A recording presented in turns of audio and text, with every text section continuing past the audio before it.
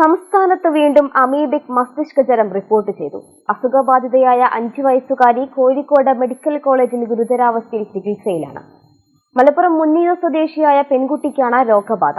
ഇവരുടെ ബന്ധുക്കളായ 3 പേരും നിരീക്ഷണത്തിലാണ്. മസ്തിഷ്ക ജ്വരം ബാധിച്ച് കളിയാട്ടുമുക്ക് സ്വദേശിയായ കുട്ടിയാണ് കോഴിക്കോട് മെഡിക്കൽ കോളേജിൽ വെന്റിലേറ്ററിൽ കഴിയുന്നത്. രോഗലക്ഷണങ്ങളുള്ള 4 കുട്ടികൾ നിരീക്ഷണത്തിലുമാണ്. മുനിയൂരിലെ പുഴയിൽ നിന്നുമാണ് വൈറസ് ബാധയേറ്റതെന്നാണ് സംശയം. റിപ്പോർട്ട് വന്നതിന്റെ അടിസ്ഥാനത്തിൽ പ്രദേശത്ത് ആരോഗ്യവകുപ്പിന്റെ നേതൃത്വത്തിൽ കിണറുകളിലും മറ്റും ക്ലോറിനേറ്റ് ചെയ്യുന്ന നടപടികളും ബോധവൽക്കരണവും ആരംഭിച്ചു. കടലുണ്ടിപ്പുഴയിൽ നിന്നും കുളിച്ച മറ്റു ആർക്കെങ്കിലും ഇത്തരത്തിൽ പനിയോ തലവേദനയോ ഛർദിയോ രോഗലക്ഷണങ്ങൾ ഉണ്ടായാൽ അടുത്തുള്ള ആരോഗ്യ കേന്ദ്രത്തെ അറിയിക്കാനും നിർദ്ദേശം നൽകിയിട്ടുണ്ട്. പുഴയുടെ കടവുകളിൽ കുളിക്കരുതെന്നാണ് മറ്റൊരു പ്രധാന നിർദ്ദേശം. കുളിക്കാനും കക്കവാരാനും മറ്റുമായി നിരവധി പേരാണ് കടവുകളിൽ എത്തുന്നതെന്നും സംഭവം അറിഞ്ഞതിനു പിന്നാലെ എല്ലാവരും ആശങ്കയിലാണെന്നും പ്രദേശവാസിയായ നവാസ് പറഞ്ഞു. ഇവിടെ നമ്മൾ ഇത്ര പ്രതീക്ഷിച്ചിട്ടില്ല. ഇങ്ങനെ നമ്മൾ സ്ഥിരമായിട്ട് നമ്മുടെ കുട്ടികളും നമ്മൾ വലിയവരും ഒക്കെ അലക്കാനും അതുപോലെ കക്കവാരാനും ഒക്കെ നമ്മൾ മീൻ പിടിക്കാനും ഒക്കെ ഉപയോഗിക്കുന്ന ഒരു കടവാണിത്.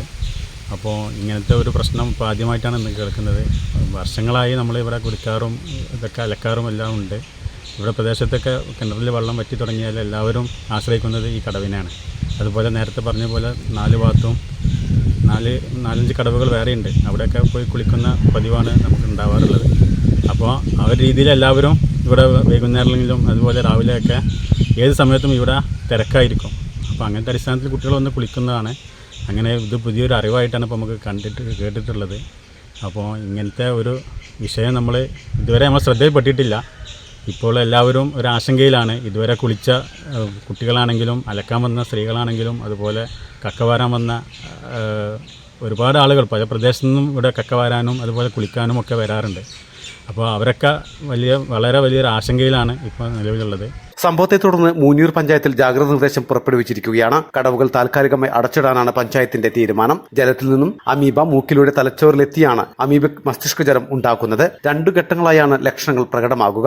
ആദ്യഘട്ടത്തിൽ പനി, തലവേദന, ഛർദി മുതലായവയാണ് കാണിക്കുന്നത്.